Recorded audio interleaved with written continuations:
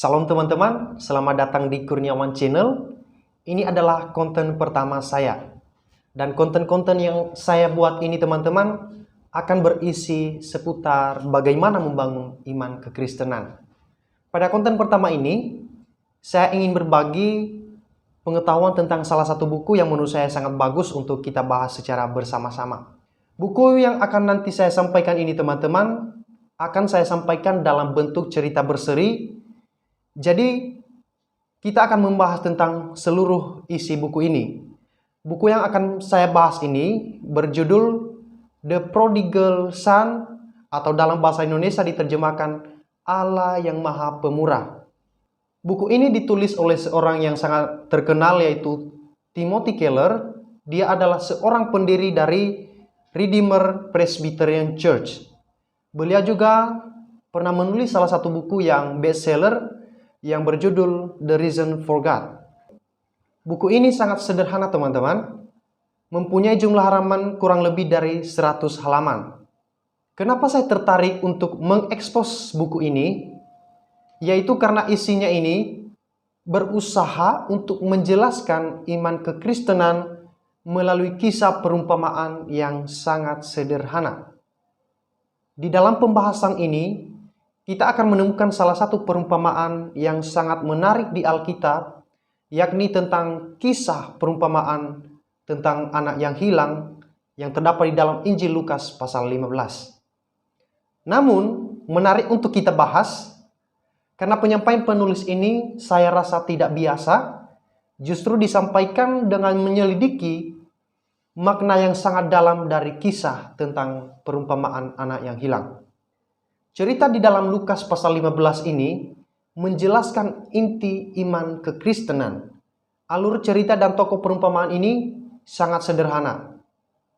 Yakni ada seorang ayah yang memiliki 2 orang putra, yaitu si sulung dan si bungsu. Kemudian si bungsu meminta warisannya. Setelah menerima, ia segera pergi ke negeri yang jauh. Dengan ceroboh yang memboroskan semua hartanya untuk mendapatkan kenikmatan jasmania. Ia kembali ke rumah dengan penuh penyesalan dan merasa terkejut ketika ia diterima dengan tangan terbuka oleh ayahnya. Penerimaan ini membuat si anak sulung merasa tersisih dan marah sekali. Cerita ini diakhiri dengan ajakan sang ayah kepada anak sulungnya untuk ikut serta menyambut dan mengampuni adiknya. Nah teman-teman, sekilas cerita ini memang tidak terlalu memikat. Tetapi jika pengajaran Yesus ini kita samakan dengan danau, maka perumpamaan tentang anak yang hilang ini menjadi salah satu tempat yang paling jernih di mana kita bisa melihat sampai ke dasarnya. Memang teman-teman sudah banyak yang telah meneliti tentang kisah perumpamaan ini dan banyak yang menulisnya cukup sangat baik. Akan tetapi, yang melandasi pemahaman dari Timothy Keller, yaitu penulis buku ini, tentang cerita perumpamaan ini, sebenarnya berasal dari seorang pengkhotbah yang terkenal, yaitu Dr. Edmund Clowney. Dr. Edmund Clowney seorang pengkhotbah yang sangat handal. Dia telah mengkhotbahkan isi dari perumpamaan ini, dan setelah mendengar khotbah itu, penulis, yaitu Timothy Keller, merasa seolah-olah telah menemukan rahasia iman kekristenan. Telah terlihat dari penulisan buku ini, ketika perumpamaan ini dijelaskan dengan arti yang sebenarnya, akhirnya banyak orang mendapatkan semangat, mendapatkan pencerahan dan bantuan dibandingkan perumpamaan lainnya di dalam Alkitab. Penulis dari buku ini pernah bersaksi ketika beliau pergi ke luar negeri dan menyampaikan khotbah ini kepada para pendengar dan diterjemahkan oleh seorang penerjemah. Beberapa waktu setelah itu, si penerjemah itu menulis surat kepada beliau dan bercerita bahwa ketika ia menerjemahkan isi khotbah dari beliau, ia menyadari bahwa perumpamaan ini seperti anak panah yang menusuk hatinya. Nah, di sini teman-teman dia bergumul dan merenung beberapa waktu. Perumpamaan itu akhirnya telah membawanya beriman kepada Kristus. Banyak yang telah mendengarkan perumpamaan ini dari penyampaian beliau, dari khotbah beliau.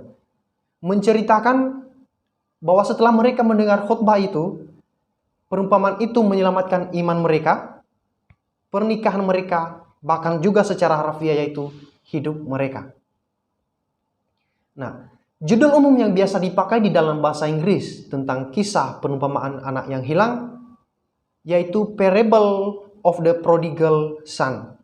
Nah, teman-teman, narasi ini tidak benar jikalau kita hanya melihat satu sosok di dalam cerita ini atau menjadikan salah satu tokoh di dalam cerita ini sebagai fokus utama dari cerita.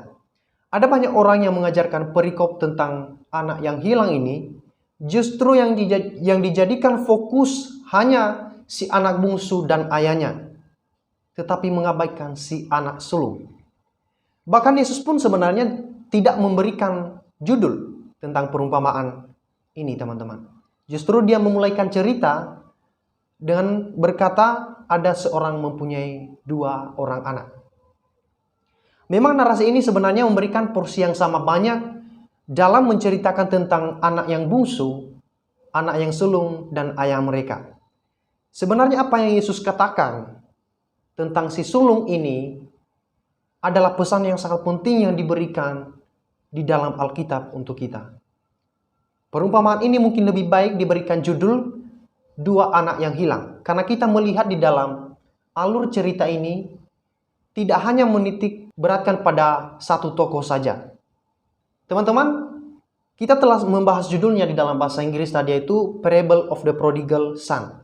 Nah, kata prodigal dalam bahasa Inggris tidak berarti tidak patuh. Kalau kita melihat dalam salah satu kamus yaitu Webster College Dictionary, prodigal ini diartikan sebagai boros tanpa perhitungan. Itu berarti menggunakan sampai tidak tersisa sedikit pun. Oleh sebab itu, dalam istilah bahasa Inggris ini agaknya cocok untuk menggambarkan 2 sosok di dalam cerita, yakni sang ayah dan si anak bungsu. Kalau kita melihat sambutan sang ayah kepada anak bungsunya yang benar-benar bertobat tanpa perhitungan, karena ia menolak untuk memperhitungkan dosa anaknya, atau menuntut si anak untuk mengembalikan semua yang telah dihabiskannya. Sambutan sang ayah ini memang menyinggung si anak sulung. Di dalam kisah ini, si ayah mewakili Bapa Surgawi yang Yesus kenal dengan sangat baik. Seorang yang bernama Rasul Paulus di dalam surat 2 Korintus pasal 5 ayat 19, dia menulis Allah menamaikan dunia dengan dirinya oleh Kristus dengan tidak memperhitungkan pelanggaran mereka. Sebenarnya Yesus menunjukkan kepada kita Allah yang maha pemurah, penuh dengan kasih sayang. Maka digunakan kata prodigal, artinya berlaku sangat murah hati tanpa perhitungan kepada kita anak-anaknya. Anugerah Allah yang tanpa perhitungan ini adalah harapan besar kita. Sebuah pengalaman yang mengubahkan hidup dan menjadi pokok pembahasan kita di dalam konten saya ini. Sekian dulu teman-teman dari pembahasan kita kali ini. Jika teman-teman merasa penasaran dan pengen tahu lebih lagi bagaimana kisah tentang anak yang hilang, silakan ikuti terus channel saya yaitu Kurniawan Channel. Jangan lupa nantikan seri-seri berikutnya. Sampai jumpa kembali di dalam seri berikutnya. Tuhan Yesus memberkati.